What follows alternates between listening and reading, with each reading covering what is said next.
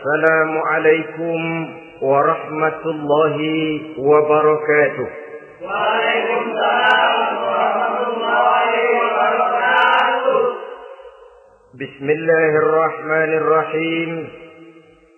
Alhamdulillahi rabbil alamin. Wa bihi nasta'inu ala umuri dunya waddin.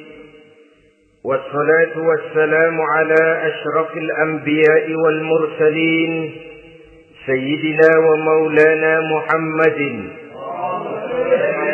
وعلى آله وأصحابه المجاهدين الطاهرين أما بعد. Saudara-saudara kaum muslimin rahimakumullah. Di dalam surah Al-Ankabut ayat 2, Allah Subhanahu wa ta'ala memberikan peringatan. Ahasiban nasu ayyutraku ayyaqulu amanna wa hum la yuftanun. Adakah manusia menyangka bahwa mereka akan dibiarkan saja mengucapkan amanna, dibiarkan saja mengatakan kami beriman kepada Allah, wa hum la yuftanun, padahal mereka belum diuji lebih dahulu. Ini berarti apabila seseorang sudah berani mengatakan amanna, kami beriman kepada Allah, maka hendaklah ia bersiap-siap untuk menghadapi ujian. Setelah ujian datang, barulah akan nampak nyata kadar dan kualitas keimanan yang dimiliki oleh seseorang. Timbul pertanyaan, mengapa orang yang beriman yang justru diuji oleh Allah Subhanahu wa ta'ala? Logikanya tentu ringan saja, bahwa yang mengikuti ulangan di sekolah tentu adalah anak-anak sekolah. Kalau tidak sekolah, tentu saja tidak perlu ikut ulangan. Makin tinggi kelasnya, makin berat soal ulangan yang diberikan kepadanya. Demikianlah dalam kehidupan beragama.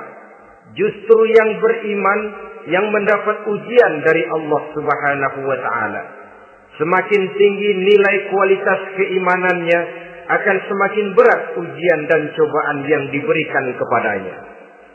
Nabi kita Muhammad sallallahu alaihi wasallam pernah pula memperingatkan. Beliau bersabda, "Inna asyaddal bala'i al-anbiya, thumma al-awliya, thumma al-ulama, thumma al-amsal fal-amsal, ubtuliyan nasu ala hasabi dinih." Sesungguhnya ujian yang paling berat adalah yang telah diberikan Allah kepada para nabi-nabi. Di bawah itu adalah para aulia, kemudian para ulama, bertahap ke bawah dan ke bawah, diuji setiap orang menurut keteguhan dan kekuatannya berpegang kepada agamanya. Jadi semakin teguh kita berpegang kepada ajaran agama, semakin dekat kita dengan aturan-aturan agama, semakin berat ujian dan cobaan yang datang menimpa kehidupan ini. Maka persoalan inilah yang akan kita bicarakan pada pertemuan kali ini, tentang cobaan-cobaan yang datang menimpa kehidupan kita. Pokok persoalannya adalah surah Al-Baqarah ayat 155. Allah Subhanahu wa ta'ala menjelaskan jenis-jenis ujian yang diberikan kepada kita orang-orang yang beriman. Dalam Al-Baqarah 155 itu Allah Subhanahu wa ta'ala menjelaskan, وَلَنَبْلُوَنَّكُمْ بِشَيْءٍ مِّنَ الْخَوْفِ وَالْجُوعِ وَنَقْصٍ مِّنَ الْأَمْوَالِ وَالْأَنفُسِ وَالثَّمَرَاتِ وَبَشِّرِ الصَّابِرِينَ الَّذِينَ إِذَا أَصَابَتْهُمْ مُصِيبَةٌ قَالُوا إِنَّا لِلَّهِ وَإِنَّا إِلَيْهِ رَاجِعُونَ وَلَنَبْلُوَنَّكُمْ بِشَيْءٍ مِّنَ الْخَوْفِ, dan tentu dan pasti kata Allah, kami akan menguji kamu sekalian, kami akan mencoba kamu sekalian dengan sebagian kecil dari rasa takut, wal ju', rasa lapar, wa naqsim minal amwal wal anfusi was samarat, kekurangan harta, jiwa dan buah-buahan. Ada 5 macam jenis ujian yang dijelaskan di dalam Al-Baqarah 155 ini. Yang pertama, walanabluwannakum bisyai'in minal khawf. Kami uji, kami coba kamu dengan sebagian kecil daripada rasa takut. Setiap manusia terlahir dengan membawa 2 sifat. Yang kontroversi, akan disebut apa seseorang bergantung kepada sifat mana yang lebih menonjol di dalam dirinya. Tiap orang punya rasa berani, tiap orang punya rasa takut. Kalau beraninya lebih besar daripada takutnya, ia dinamakan pemberani. Tapi kalau takutnya yang lebih besar daripada beraninya, ia dinamakan penakut. Tapi yang jelas, 2 sifat kontroversial ini memang ada dalam diri manusia. Akan diuji kamu sekalian dengan sebagian kecil daripada rasa takut. Takut yang kadang-kadang tidak beralasan. Yang kaya takut jatuh miskin, yang punya jabatan takut kehilangan kedudukan dan pengaruhnya, dan pada akhirnya yang hidup pun menjadi takut mati. Sesuatu yang sungguh tidak beralasan dan menimbulkan kegelisahan di dalam kehidupan. Mari kita lihat dampak yang ditimbulkan oleh rasa takut ini. Ada orang kaya yang takut jatuh miskin. Akibat rasa takutnya ini, pertama, ia menumpuk-numpuk harta sebisa-bisanya dengan menghalalkan segala macam cara. Tidak peduli halal haram, tidak ngerti hak batil, tidak tahu hak dan pantas dan ma'ruf munkar atau tercela. Yang penting ia bisa menumpuk-numpuk harta, menimbun-nimbunnya, tidak hanya cukup untuk dirinya sendiri. Kalau perlu anaknya sudah dipersiapkan untuk jadi orang kaya, cucunya disiapkan jadi orang kaya, anak cucunya, cucu-cucunya, seluruhnya. Dia takut jatuh miskin. Kemudian akibat dari rasa takut ini, ia pun terjebak ke dalam penyakit bakhil bin pelit alias kikir. Tidak sedikit pun tergerak hatinya untuk memberikan bantuan dan pertolongan kepada mereka yang memang memerlukannya. Termasuklah ia ke dalam apa yang diingatkan Allah. Allazi jama'a malan wa ajjadahu yahsabu anna malahu akhlada. Orang-orang yang menumpuk-numpuk harta kemudian menghitung-hitungnya. Dia menyangka bahwa hartanya akan dapat mengekalkan kehidupannya di dunia ini. Dia menyangka hartanya akan dapat mengekalkan kebahagiaannya di dalam kehidupan ini. Maka kerjanya hanya menumpuk dan menumpuk, dan dia sangat takut untuk jatuh miskin. Saudara-saudara kaum muslimin rahimakumullah. Lalu yang kebetulan punya jabatan takut kehilangan kedudukan dan pengaruhnya. Maka ia akan melakukan segala cara dan jalan untuk menjaga keamanan dan ketenangan dari jabatan yang sedang didudukinya. Hilang kesadaran bahwa jabatan adalah amanah.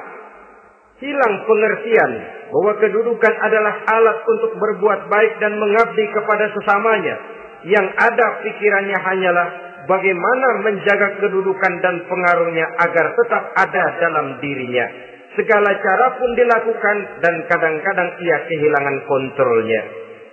Kemudian pada akhirnya manusia pun dilanda oleh perasaan takut mati. Sungguh sangat tidak beralasan sama sekali. Karena mati adalah kewajiban dari semua yang bernama hidup. Dan Nabi mengingatkan, al-mautu babun fa kullun nasi dakhilu. Mati adalah merupakan satu pintu yang setiap orang akan masuk ke dalam pintu itu. Bahkan mati sesungguhnya bisa merupakan nasihat di dalam kehidupan kita. Beliau bersabda, taraktu fikum nasihataini, nasiqan wa samitan. Aku tinggalkan kepada kamu 2 macam nasihat. Pertama, nasihat yang pandai bicara, dan yang kedua, nasihat yang diam saja. Sahabat bertanya, nasihat yang pandai bicara itu apa ya Rasul? Beliau menjawab, Al-Quran. Kalau nasihat yang diam saja apa ya Rasul? Beliau menjawab, maut. Saudara-saudara kaum muslimin rahimakumullah. Yang kaya takut miskin. Yang punya jabatan takut kehilangan kedudukan dan pengaruhnya. Dan pada akhirnya yang hidup pun menjadi takut mati. Sesungguhnya takut-takut yang sangat tidak beralasan sama sekali. Jika orang kaya takut jatuh miskin, untuk itu kemudian dia menghalalkan segala macam cara untuk menumpuk kekayaan yang tidak akan habis dimakan selama 7 turunan. Kemudian diiringi dengan sifat bakhil, sifat tertutup, sifat berpangku tangan melihat kesulitan dan penderitaan orang lain. Maka sesungguhnya dia tidak merasa bahwa harta merupakan titipan dari Allah Subhanahu wa ta'ala. Bahwa ia merupakan alat dan bukan merupakan tujuan di dalam kehidupan ini. Takut miskin adalah satu penyakit yang mengakibatkan orang lupa diri dan lupa daratan. Takut kehilangan kedudukan dan pengaruh juga adalah penyakit yang menyebabkan orang menghalalkan segala macam cara untuk menjaga kedudukan dan jabatannya. Dan takut mati juga sebenarnya sesuatu yang tidak beralasan. Sebab siapa yang berani hidup harus berani pula menghadapi mati. Yang takut mati tidak usah hidup saja. Karena mati adalah kewajiban bagi semua orang-orang yang hidup. Oleh karenanya, rasa takut yang tidak beralasan sesungguhnya merupakan ujian untuk menguji nilai-nilai keimanan yang ada di dalam diri kita. Orang kaya diuji dengan hartanya, pejabat diuji dengan kedudukan dan pengaruhnya, manusia hidup diuji dengan akan datangnya mati yang menjemput kehidupannya. Menghadapi ujian-ujian semacam ini, maka marilah kita menyadari, yang kaya tidak perlu takut miskin. Dari Allah harta itu datang, kepada Allah harta itu akan kembali. Yang punya kedudukan dan pengaruh tidak usah takut kehilangan kedudukan dan pengaruhnya. Karena jabatan sesungguhnya merupakan amanah dari Allah Subhanahu wa ta'ala yang harus digunakan dan dianggap sebagai kesempatan untuk berbuat kebajikan sebanyak-banyaknya. Saudara-saudara kaum muslimin rahimakumullah. Ini bagian pertama dari ujian-ujian yang ada dalam Al-Baqarah 155. Wala nabluwannakum bisyai'im minal khauf. Kami akan uji, kami akan coba kamu dengan sebagian kecil daripada rasa takut. Takut yang kadang-kadang saya katakan sekali lagi sangat tidak beralasan. Akibatnya bisa menimbulkan gejala-gejala yang aneh di dalam kehidupan kita. Saudara-saudara, yang kedua, walju, akan kami uji kamu dengan rasa lapar. Kelaparan belum tentu identik dengan kemiskinan. Bahkan di dalam surah An-Nahl ayat 112, Allah Subhanahu wa ta'ala memberikan contoh yang sangat nyata dan jelas. وَضَرَبَ اللَّهُ مَثَلًا قَرْيَةً كَانَتْ آمِنَةً مُطْمَئِنَّةً يَأْتِيهَا رِزْقُهَا رَغَدًا مِنْ كُلِّ مَكَانٍ فَكَفَرَتْ بِأَنْعُمِ اللَّهِ فَأَذَاقَهَا اللَّهُ لِبَاسَ الْجُوعِ وَالْخَوْفِ بِمَا كَانُوا يَصْنَعُونَ. Allah memberikan contoh bagaimana keadaan satu negeri yang makmur, aman, tenang, tentram. Rezekinya datang dari segala arah. Fakafarat bi an'umillah, tapi sayang sekali penduduknya kufur dengan nikmat yang diberikan Allah Subhanahu wa ta'ala kepada mereka. Akibatnya fa'azaqahallahu libasal ju'i wal khauf. Allah timpakan kepada mereka kelaparan dan ketakutan bima kanu yasnaun, sebagai akibat dari apa yang telah mereka lakukan. Marilah kita melihat contoh dalam Al-Quran ini untuk mengadakan introspeksi di dalam diri dan kehidupan kita masing-masing. Keberuntungan bahwa kita sebagai manusia dijadikan Allah sebagai khalifahnya di permukaan bumi ini, yang ditugaskan untuk membudidayakan alam, mengelola dan mengambil manfaatnya bagi sebesar-besar manfaat di dalam kehidupan kita. Dijadikannya bumi untuk tempat tinggal kita sebagai hamparan di mana segala fasilitas dan kebutuhan hidup kita tersedia. Tinggal lagi kita pandai-pandai mengelolanya. Apalagi buat kita Muslim yang tinggal di persada Nusantara tercinta Indonesia ini. Satu negara yang orang katakan untayan jamrut katulistiwa, yang hijau ranau subur makmur, melahirkan slogan dengan kata gemah rifah loh jenawi toto tentrem kerto raharjo. Negara yang demikian subur, negara yang demikian indah, negara yang demikian hijau ranau ini, apabila kita terkena fakafarat bi'an umillah, kufur kepada nikmat yang diberikan oleh Allah kepada kita, dia tidak akan mendatangkan ketenangan, dia tidak akan mendatangkan kesejahteraan, bahkan akan sangat boleh jadi akan menimbulkan kekacauan, ketidaktenangan, dan kelaparan di tengah negara yang subur makmur. Inilah yang sangat menyedihkan. Kenapa ini bisa terjadi? Fakafarat bi'an umillah, orang kufur terhadap nikmat yang diberikan Allah Subhanahu wa taala. Diberikan negara yang subur, makmur, indah, hijau ranau, tapi dikelola dengan cara yang brutal dan membabi buta. Menguras sumber daya alam melampaui sebagaimana yang seharusnya, sehingga memperkosa keadaan alam itu sendiri. Hutan dan belukar yang ditebangi secara liar dan sembarangan akan melahirkan gurun-gurun pasir yang gersang dan tandus. Sehingga dengan demikian maka akan mengakibatkan malapetaka bagi kehidupan manusia itu sendiri. Begitu juga percobaan-percobaan ilmu pengetahuan yang mengundang dan mengandung reaktor-reaktor nuklir akan memberikan luka kepada alam itu sendiri, yang mengakibatkan akan kembali kerugian kepada makhluk bernama manusia. Saudara-saudara kaum muslimin rahimakumullah. Jadi dengan demikian, di dalam satu negara yang subur, hijau, ranau dan makmur, bisa saja terjadi kelaparan apabila kita ingkar, tidak mau bersyukur terhadap nikmat yang diberikan Allah kepada kita. Kita kelola alam ini seenak perut kita saja dengan tidak memikirkan akibatnya di kelak kemudian hari nanti. Kita ambil satu contoh. Orang-orang tua kita dulu pada umur 60 tahun, 70 tahun, kalau dia menanam kelapa, orang lalu bertanya, kakek nanam kelapa untuk siapa nanti? Apa jawabannya? Untuk anak cucu saya. Umur 60 tahun atau umur 70 tahun, ia masih menanam pohon kelapa. Untuk apa katanya? Untuk anak cucu saya di belakang kemudian hari nanti. Orang yang bisa menanamkan sesuatu untuk generasi yang akan datang, itulah orang tua yang bijaksana. Tapi orang yang menanam sesuatu hanya untuk kepentingan dirinya sendiri saja, maka itulah orang yang hanya mementingkan diri sendiri atau orang egois.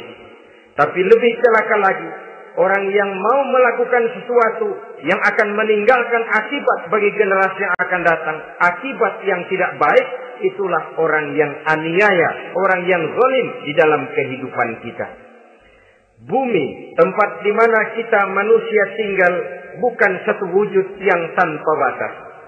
Pernahkah kita membayangkan cuma satu bumi untuk dihuni oleh 5 miliar lebih dari makhluk bernama manusia, yang kadang-kadang pertumbuhan sarana untuk menunjang kehidupan tidak sepesat pertumbuhan jumlah makhluk bernama manusia itu sendiri. Oleh karena itu kita dituntut untuk pandai-pandai mengelola, membudidayakan alam ini dengan tetap menjaga keseimbangannya, sehingga bahaya kelaparan yang merupakan ujian di dalam kehidupan, insya Allah tidak akan kita temukan di dalam kehidupan kita. Saudara-saudara kaum muslimin rahimakumullah. Ini kelaparan dalam artian sebagai satu bangsa. Bisa juga kelaparan dalam artian dalam kehidupan pribadi daripada manusia. Hidup ini kata orang berjalan bagaikan roda pedati. Sekali tempo naik kita ke atas, lain saat turun kita ke bawah. Ada saatnya kita jaya, ada saatnya kita pun mengalami kemunduran.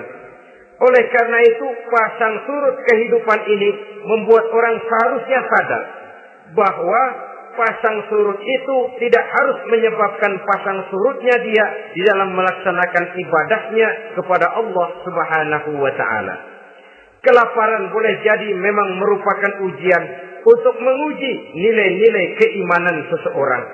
Apabila dalam kondisi lapar imannya mantap, imannya teguh, imannya kuat, maka dalam kondisi di mana perutnya tidak lapar, tentu iman itu akan lebih bertambah mantap lagi. Kalau orang perutnya kenyang, kalau orang perutnya berisi penuh, lalu imannya stabil, kemudian pada saat kelaparan imannya pun mengalami penurunan, maka di situ nyata, di saat dia diuji dengan kelaparan, kualitas imannya ikut menyurut, mundur ke belakang, dan mengalami proses degradasi, proses peluncuran dan penurunan. Oleh karenanya, marilah kita menyadari Allah Subhanahu wa Ta'ala senantiasa memberikan yang terbaik kepada kita bersama. Kelaparan, apabila kita terima dengan sikap lapang dada, tidak akan menyebabkan kita menjadi berbuat nekat. Tetapi kita tetap dalam kontrol, tetap dalam keadaan yang stabil, tidak keluar dengan melakukan perbuatan-perbuatan yang negatif. Bagaimanapun kita ingin membela dan mempertahankan kelangsungan hidup, betapa dan bagaimanapun kita ingin menjaga kelangsungan perut, namun kita tetap tidak keluar dari norma-norma dan kaedah-kaedah yang telah ditentukan di dalam kehidupan beragama. Inilah cobaan yang kedua yang ada dijelaskan dalam Al-Baqarah ayat 155 tadi berupa kelaparan. Yang ketiga, wa naqsim minal amwal, kekurangan harta alias kemiskinan. Kemiskinan, saudara-saudara, merupakan ujian dari Allah Subhanahu wa Ta'ala untuk menguji sejauh mana kekuatan iman yang kita miliki di dalam kehidupan. Tetapi sesungguhnya bukan hanya kemiskinan, kekayaan pun pada hakikatnya juga merupakan ujian. Namun umumnya manusia akan lebih merasa diuji jikalau dia miskin daripada diuji jikalau dia menjadi orang yang kaya. Pada sisi lain kenyataan mengatakan banyak orang lulus ketika diuji dengan kemiskinan, tetapi gagal berantakan setelah diuji dengan kekayaan. Kemiskinan pun apabila kita lihat dari segi kehidupan bermacam bentuknya. Ada kemiskinan di bidang ilmu pengetahuan. Karena kemiskinan dan kebodohan memang merupakan dua saudara yang seakan-akan sekandung. Yang satu bisa menimbulkan yang lain, tapi paling celaka kalau keduanya sudah berjalan beriringan. Maksud saya, kemiskinan bisa menimbulkan kebodohan, kebodohan bisa menimbulkan kemiskinan, tapi yang paling celaka sudahlah miskin, bodoh pula. Miskin ilmu. Yang kedua, miskin akhlak. Ini lebih parah lagi daripada miskin ilmu. Kalau miskin ilmu orang sekedar goblok bin bodoh alias tolol, maka miskin akhlak ini menyebabkan orang kurang ajar, tidak punya budi pekerti. Sehingga dengan demikian miskin akhlak sesungguhnya lebih bahaya daripada miskin ilmu. Adapun miskin yang kita kenal pada umumnya dan juga yang dimaksud dalam ayat ini adalah miskin harta. Imam Ali karramallahu wajhah pernah memberikan peringatan. Kadal faqru ayyakuna kufran. Boleh jadi kemiskinan mendekatkan orang kepada kekufuran. Dengan kata lain, biasanya kemiskinan bisa membuat orang nekat. Kalau sudah nekat, maka bukan cuma harga diri yang terjual, bukan cuma keluarga yang terjual, bukan cuma nilai-nilai materi yang dimilikinya yang terjual, bahkan iman dan keyakinannya, akidah dan pandangan hidupnya pun tidak akan segan-segan digadaikannya, dijualnya untuk mengatasi kelaparan dan kemiskinan itu tadi. Padahal selalu diingatkan pandangan dan keyakinan. Iman sesungguhnya merupakan insan paling mahal, sesungguhnya merupakan mutiara paling berharga di dalam kehidupan kita. Maka kemiskinan memang merupakan ujian. Banyak orang yang kebal berhadapan dengan segala macam cobaan, tapi pada saat diuji dengan kemiskinan, ia tidak tahan diri, ia tidak sanggup menjaga dan mempertahankan akidahnya, maka akidah yang cuma satu-satunya pun ikut terjual juga adanya. Saudara-saudara kaum muslimin rahimakumullah, mari kita menelusuri bahwa sesungguhnya Nabi menyatakan, ajaban li amril muslim, inna amrahu kullahu lahu khair. Aneh kata Nabi, aku heran kata Nabi, urusan orang Islam ini sesungguhnya semuanya baik. Baik bagaimana? Kalau dia kaya, dia bersyukur, dan itu baik. Kalau dia miskin, dia bersabar, itu juga baik. Jadi kaya bagi orang Islam baik, miskin bagi orang Islam juga baik. Kalau dia kaya, dia kan bisa berkata, alhamdulillah saya kaya, mudah-mudahan harta ini bisa menunjang ibadah saya kepada Allah Subhanahu wa taala. Baik. Kalau dia miskin, dia juga berkata, alhamdulillah saya miskin, mudah-mudahan di akhirat nanti pemeriksaannya tidak lama-lama seperti orang kaya.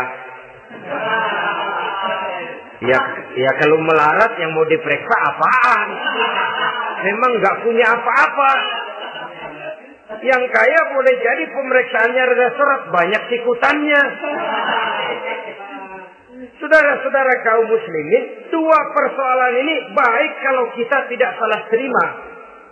Mana yang lebih baik? Tentu yang lebih baik menjadi orang kaya yang bersyukur. Dan itu memang wajar. Kaya, syukur. Miskin, sabar. Yang luar biasa kalau mau tahu, miskin, syukur. Kalau kaya, syukur memang mestinya. Miskin, sabar. Ya mestinya lah. Miskin kagak sabar mau kemana? Tapi yang luar biasa sesungguhnya, miskin, syukur. Syukur bagaimana? Ya seperti saya katakan tadi. Alhamdulillah, mudah-mudahan di akhirat nanti pemeriksaannya tidak lama seperti orang yang kaya. Sehingga kata Nabi, setiap persoalan yang dihadapi umat Islam baik bagi dia. Miskin, baik. Kaya, baik. Asal orang tidak salah terima. Tapi sebaliknya, kalau salah terima, kaya, lupa diri. Miskin, lupa daratan. Pada posisi di mana dia sebenarnya tidak bisa menerima kenyataan dengan baik. Akhirnya kehilangan kontrol. Saudara-saudara kaum muslimin rahimakumullah. Karena itu pada pertemuan kali ini saya ingin mengajak kita bersama. Marilah kita menyadari betapapun kemiskinan yang datang menimpa, seluruhnya merupakan ujian yang datang dari Allah untuk menguji nilai-nilai keimanan kita. Jangan iman itu berubah, jangan akidah itu bergoyah, jangan keyakinan dan pandangan hidup itu tertukar dengan keyakinan dan pandangan hidup lainnya. Bahkan dalam kemiskinan, orang biasanya menemukan diri dan kepribadiannya. Dalam kemiskinan, orang bisa berjalan lebih lurus untuk mendekati Allah Subhanahu wa taala. Sesungguhnya kemiskinan bukan merupakan sesuatu yang harus kita takuti, apalagi kalau ia memang merupakan ujian. Kemiskinan yang merupakan ujian adalah kemiskinan yang akan berakhir dengan kebaikan. Saudara-saudara kaum muslimin, tapi jangan lupa membicarakan pokok persoalannya. Ini kalau kemiskinan menimpa orang-orang yang beriman, itu yang ujian. Kalau nggak beriman, melarat, bukan ujian, persekot.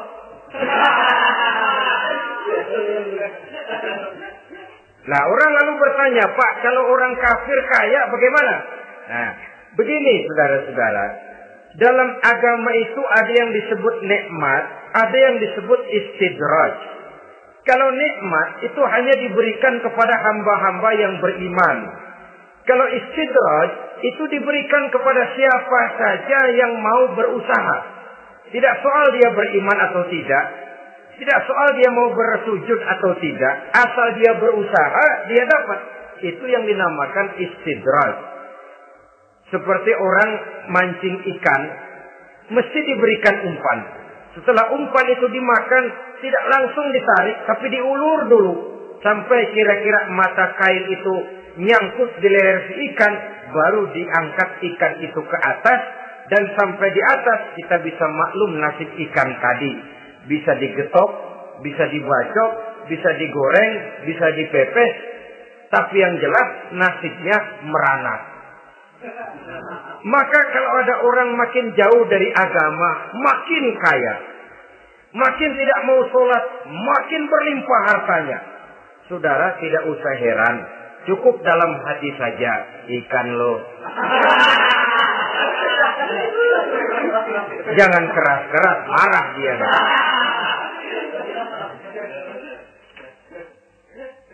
Kemiskinan apabila didasari dengan sikap keimanan merupakan ujian untuk menguji kualitas keimanan seseorang. Bahkan satu hadis menyatakan apabila Allah mencintai seorang hamba, maka diujinya hamba itu karena Allah ingin mendengar liyasma'a tadarru'ahu, ingin mendengar ratapan orang tadi. Sama juga kita, kadang-kadang karena cinta benar kepada anak kita yang mungil, suatu saat kita ingin mendengar dia nangis, kita cubit dia. Bukan karena gemes, bukan karena benci, ingin mendengar nangisnya kok indah begitu. Saudara-saudara kaum muslimin rahimakumullah. Jadi jangan sampai ada pertanyaan, saya kan sembahyang rajin banget, kenapa miskin ya? Apabila sekali lagi didasari dengan sikap keimanan, maka kemiskinan merupakan ujian. Dan tentu anak sekolah itu kalau lagi ujian berat, capek, sakit hati, peras keringat, banting tulang, kepanasan, kehujanan, kenikmatan baru akan dia rasakan pada saat terima rapot pengumuman kenaikan kelas. Di situ kenikmatannya terasa. Demikian menghadapi ujian, kita cuma mengeluh. Kenapa ada rasa takut? Kenapa kelaparan? Kenapa kemiskinan? Di balik semua itu, apabila kita sudah merasakan naik kelas, akan terasalah kenikmatannya. Itu ujian yang ketiga. Yang keempat yang diceritakan dalam Al-Baqarah 155, wal anfus ay wa naqsim minal anfus, kekurangan jiwa atau kematian. Saudara-saudara, yang hidup takut mati. Padahal semua makhluk hidup harus berani mati. Bagaimanapun takutnya kita kepada mati, bisakah kita menghindarkan diri dari dia?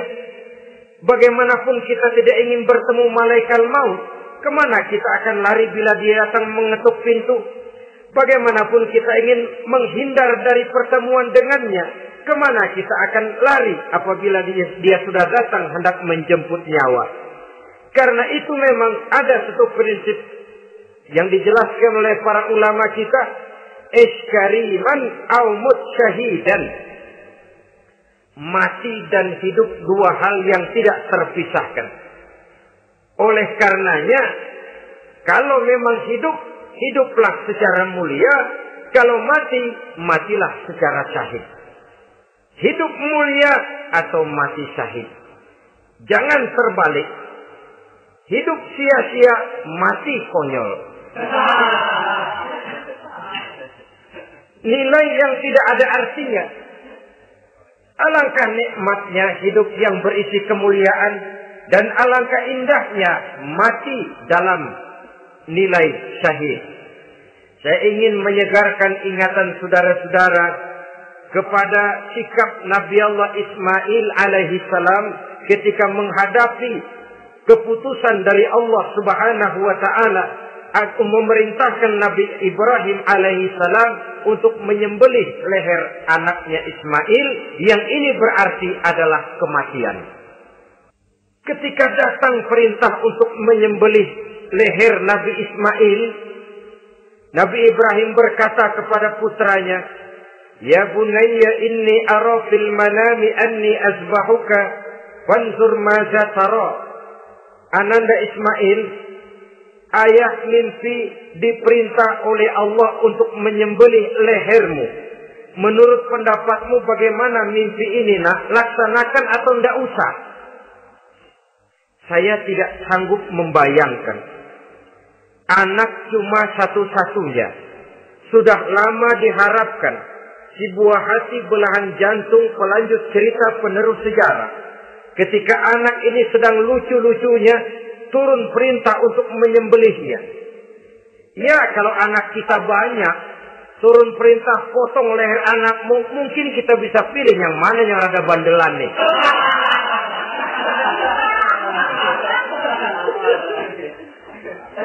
Tapi ini anak cuma satu-satunya. Lucu, sudah lama diharapkan. Dan memang itu juga merupakan ujian kepada Nabi Allah Ibrahim. Seolah-olah Allah berkata, "Hai Ibrahim, dahulu sebelum kau punya anak, kau memang cinta kepadaku.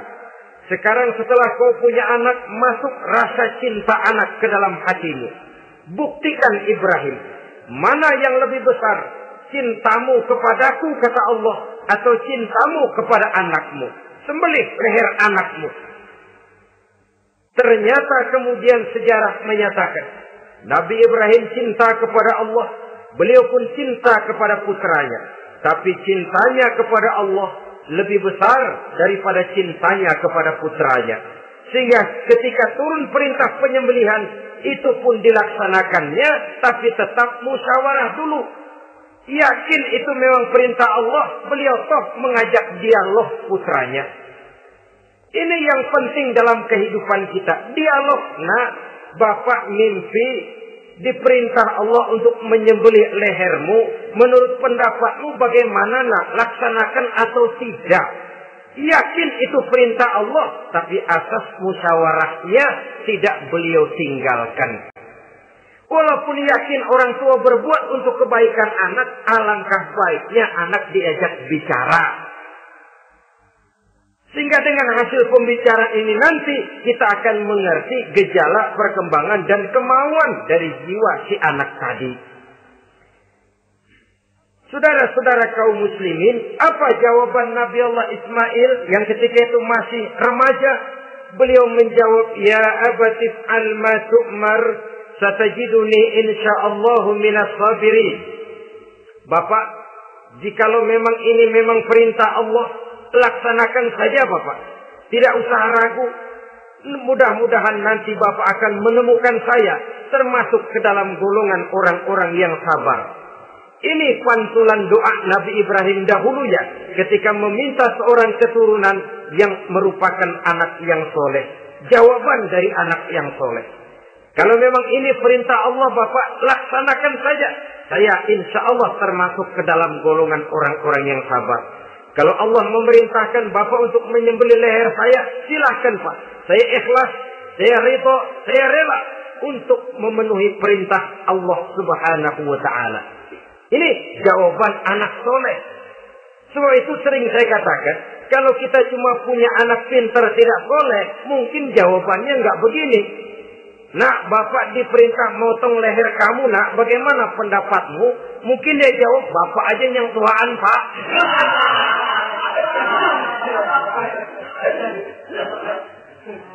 Saudara-saudara kaum muslimin rahimakumullah. Jadi prinsip ini gugur memenuhi panggilan Allah. Hidup mulia atau mati dengan syahid. Dua pilihan yang harus dua-duanya bisa kita laksanakan. Iskariman au mutsyahidan. Kalau hidup, hiduplah dalam kemuliaan. Kalaupun mati, matilah sebagai syahid. Sebagai orang yang dikenang kebaikan dan kebajikannya. Sebagai orang yang dekat dan banyak berbuat untuk kepentingan agamanya. Jangan tidak tercapai kedua-duanya. Hidup tidak punya nilai, mati pun tidak punya arti. Sia-sia semuanya. Kita masih hidup, orang anggap enggak ada. Dalam istilah tauhid disebut wujuduhu ka'adamihi. adanya sama dengan tidak adanya. Dia sih ada apa nggak ada sama gitu-gitu juga. Alangkah ruginya kalau ada kita dianggap sama dengan tidak ada. Apalagi kalau kita sudah tidak ada, ya tidak ada beneran. Iskariman au mutsyahidan. Hiduplah mulia atau matilah sebagai syahid. Saudara-saudara kaum muslimin rahimakumullah. Mati sesungguhnya juga merupakan ujian. Untuk menguji sejauh mana persiapan yang sudah kita lakukan di dalam kehidupan ini untuk menyambut. Dan tidak cuma sekedar untuk menyambut, tapi juga untuk mengarungi kehidupan sesudah kematian itu sendiri. Sebab kematian bukan akhir dari segalanya. Kematian cuma satu pintu di mana kita akan masuk dan akan berjalan kembali menelusuri fase-fase kehidupan yang telah ditentukan oleh Allah Subhanahu wa taala. Saudara-saudara kaum muslimin rahimakumullah. Pembicaraan tentang kematian ini pun bisa kita evaluasi. Ada yang takut mati usahanya, ada yang takut mati karirnya, ada yang takut mati rezekinya, ada yang takut mati batinnya, ada yang takut mati jasmaninya, dan lain sebagainya. Seluruh ketakutan kepada kematian itu memang merupakan hal yang wajar. Ada yang takut mati usahanya, ada yang takut mati karirnya, ada yang takut mati rezekinya. Tapi kalau ketakutan itu lalu melahirkan perbuatan-perbuatan negatif yang menimbulkan penyimpangan, itu sudah di luar dari yang seharusnya. Kematian merupakan ujian. Menghadapi segala macam ujian termasuk kematian ini akan kita bicarakan pada bagian penutup nanti. Yang kelima, saudara-saudara, ujian yang dijelaskan dalam Al-Baqarah 155 tadi, wa naqsin minas samarat, kekurangan buah-buahan. Kekurangan buah-buahan bisa berarti paceklik. Ini juga bisa diakibatkan oleh apa yang dijelaskan dalam An-Nahl 112 tadi. Orang kufur kepada nikmat yang diberikan Allah Subhanahu wa taala. Orang jauh dari petunjuk-petunjuk agama, merasa segala persoalan bisa dipecahkan dengan kemampuan otaknya. Hilang rasa ketergantungannya kepada Allah Subhanahu wa taala. Maka usahanya bisa berakhir dengan yang tidak diharapkan. Sudah bikin target, tahun ini kita bakal panen raya besar. Tahu-tahu tikus ngamuk. Habis padi digarap oleh tikus, panen bisa gagal. Bahkan beberapa tahun yang lalu, kita masih ingat bagaimana ulat-ulat menyerbu pohon-pohon jambu. Ribuan batang pohon jambu. Ribuan pohon-pohon jambu itu mati. Lalu jambu-jambu itu tidak bisa lagi dimanfaatkan dalam kehidupan. Tikus yang menyerbu sawah. Ulat yang menyerbu pohon-pohon jambu. Angin topan, puting beliung, gempa bumi. Itu sudah proses-proses di luar kemampuan manusia untuk mendeteksinya. Disinilah manusia harus sadar bahwa setelah ia berusaha dan berusaha sesuai dengan keterikatannya kepada hukum alam, kepada sunnatullah, maka ia harus punya sandaran vertikal kepada Allah Subhanahu wa taala. Agar bila usahanya berhasil, dia tidak lupa diri dan lupa daratan. Dan apabila usahanya kemudian ternyata gagal, dia tidak menjadi putus asa, buruk sangka, sempit hati, sempit pandangan. Cobaan datang dari Allah Subhanahu wa taala berupa kekurangan buah alias paceklik. Saudara-saudara, menghadapi cobaan dan ujian yang saya katakan tadi, 5 macam ini, apa konsepnya? Apa jalan keluarnya? Ayat selanjutnya dalam kalimat tadi menjelaskan wa basyiris sabirin, menghadapi ujian-ujian dalam hidup baik rasa takut, kelaparan, kemiskinan, kematian, kekurangan harta, kekurangan buah-buahan. Wa basyiris sabirin, gembirakan orang-orang yang sabar. Menghadapi segala macam ujian tadi, gembirakan orang-orang yang sabar. Siapa orang yang sabar itu? Alladzina iza asabathum musibatun qalu inna lillahi wa inna ilaihi raji'un. Yaitu orang-orang yang apabila menghadapi ujian, ditimpa musibah, mereka berkata, sesungguhnya kami berasal dari Allah dan sesungguhnya kepada Allah pula kami akan kembali. Bukan cuma sekedar ucapannya, tapi penghayatannya kepada filsafat yang terkandung di dalam kalimat itu tadi. Maka jadilah dia semacam lipstick, jadilah dia semacam dekorasi. Apabila kita berjanji dan dalam hati kita sudah ada kemungkinan besar kita tidak akan datang, kita tetap menggunakan kata-kata insya Allah. Padahal yang jelas tidak akan mau datang adalah kita. Kita sandarkan dan kita kembalikan itu kepada Allah. Sesungguhnya kami berasal dari Allah. Sesungguhnya kepada Allah juga kami akan kembali. Bukan cuma sekedar ucapannya, tapi juga penghayatan kepada filsafat yang terkandung di dalamnya. Kalau suatu saat kita harus kehilangan harta yang kita miliki, kenapa tidak berpikir inna lillahi wa inna ilaihi raji'un? Bahwa dulu pun ketika lahir ke dunia ini, tidak ada harta yang saya bawa. Kalau sekarang harta itu hilang, inna lillahi wa inna ilaihi raji'un. Itu yang saya maksud. Kalau sekarang, kalau suatu saat kita harus melepaskan pangkat jabatan yang kita sayangi, kenapa kita tidak kembali kepada inna lillahi? Dulu pun ketika waktu lahir ke dunia ini, tidak ada pangkat dan jabatan yang saya bawa. Kalau sekarang harus pensiun, inna lillahi wa inna ilaihi raji'un. Ini kadang-kadang enggak. Dengar mau mutasi, mau pensiun, mulutnya inna lillahi, tapi gerbek-gerbek dukun diusut.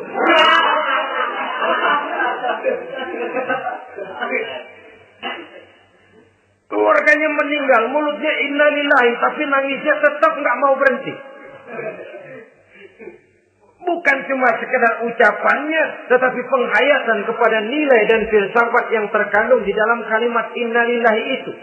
Sesungguhnya segalanya saja berasal dari Allah. Segalanya saja akan kembali kepada Allah Subhanahu wa ta'ala. Kalau ini yang kita jadikan landasan, maka sesungguhnya menghadapi berbagai ujian ini, kita tidak akan salah tingkah. Tidak akan salah tingkah, tidak akan salah sikap.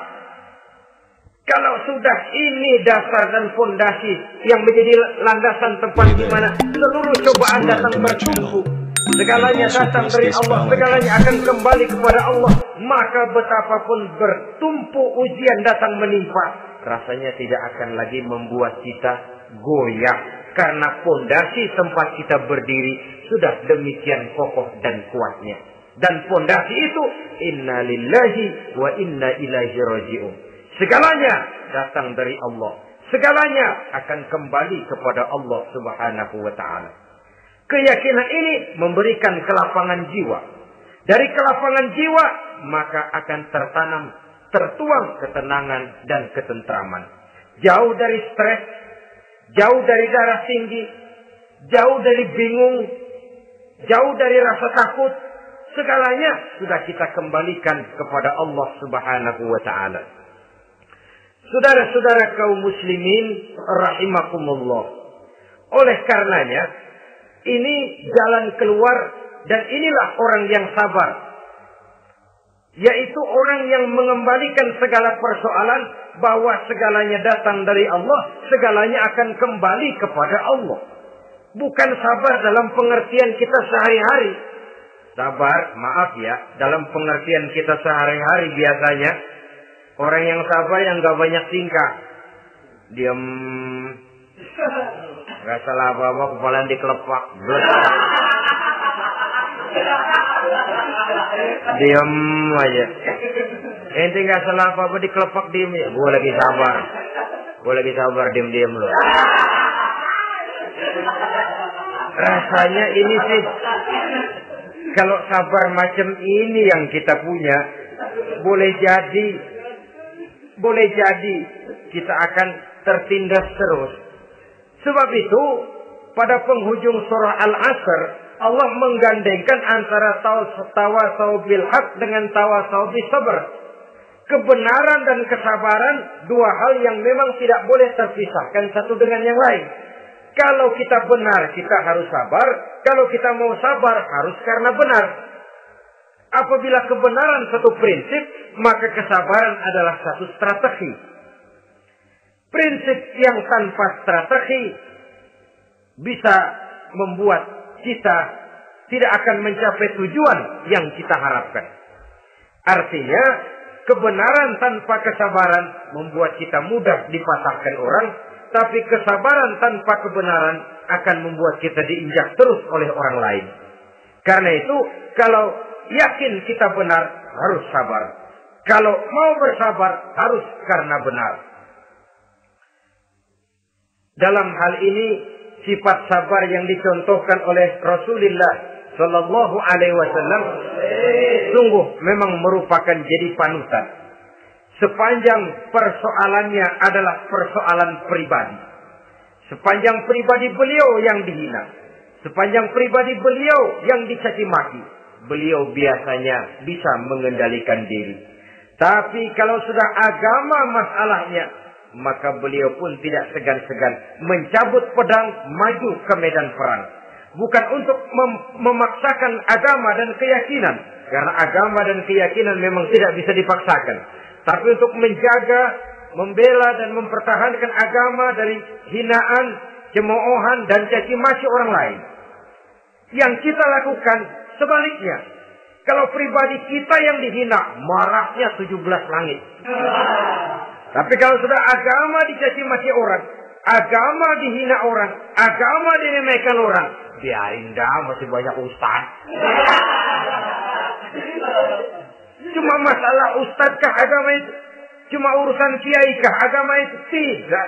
Agama itu urusan setiap pribadi muslim. Ya, dia jadi pengusaha. Ya, dia jadi pejabat. Ya, dia jadi seniman. Ya, dia jadi teknokrat. Ya, dia jadi ekonom. Ya, dia jadi pakar di berbagai bidang. Agama adalah masalah setiap kita. Kalau pribadi Nabi yang dicaci, pribadi yang dihina dan dicemoohkan orang, beliau mengendalikan diri. Tapi kalau sudah agama taruhannya, beliau tidak segan-segan cabut pedang maju ke medan perang. Sabar tapi pada tempatnya. Sabar tidak dalam artian diam, delohom, ayem-ayem, gelenggem, menunggu embun yang turun dari langit. Emang lagi lapar, sabar aja. Nggak usah makan, nanti juga waktunya Tuhan kasih kenyang-kenyang. Kalau sabar macam ini yang kita pakai, lapar terus dah.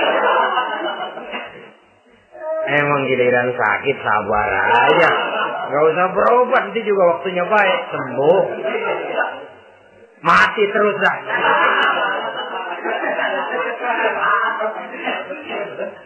Ya, perkara ada orang sakit tidak berobat sembuh, itu hak Allah. Tapi tidak boleh kita jadikan sandaran, apalagi kalau makom kita dengan Allah masih sedemikian jauhnya. Itu hanya ucapan dari orang-orang yang makom dia dengan Allah itu sudah tidak ada jarak. Permohonannya dipenuhi, kehendaknya dituruti, sebab dia dengan Allah sudah sedemikian dekatnya. Kalau kita masalahnya, yang antara kita dengan Allah ini dilapisi oleh dosa dan kesalahan yang kita kerjakan sendiri, rasanya kita masih harus banyak berbuat sesuai dengan keterikatan kita kepada sunnatullah itu. Orang yang sabar adalah orang yang sadar kepada hakikat dan filsafat yang terkandung di dalam kalimat inna lillah wa inna ilaihi raji'un. Segalanya datang dari Allah, segalanya pun akan kembali kepada Allah. Harta yang hilang tidak membuat kita gundah. Pangkat yang harus kita tanggalkan tidak membuat kita kecil hati. Dan tidak akan meninggalkan medan pengabdian. Kenapa? Kita cuma menganggap itu satu titipan. Lain kalau kita anggap itu punya kita. Jabatan punya kita. Nah, itu yang kita suka uangkeng. Saudara.